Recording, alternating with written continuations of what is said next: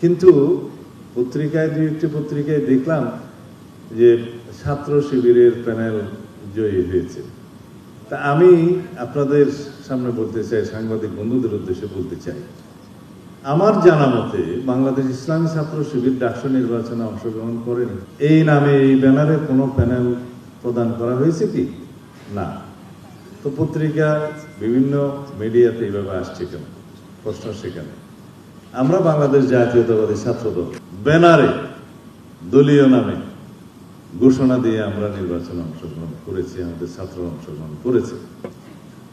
অন্যান্য কয়েকটি দল, এমনকি ইসলামী ছাত্র আন্দোলন নামে একটি দল নামে করেছে, কেউ কেউ স্বতন্ত্র শিক্ষার্থী ঐক্য নামে করেছে, কেউ সমন্বিত শিক্ষার্থী সংসদ নামে করেছে, বৈষম্য বিরোধী শিক্ষার্থী সংসদ নামে করেছে, অপরাজয় ৭১, অদম্য ২৪ নামে করেছে।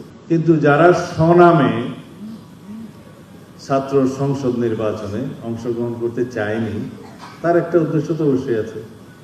যারা আজকে জয়ী হয়েছে তাদের দেখলাম প্যানেলটা ছিল ঐক্যবদ্ধ শিক্ষার্থী জোট।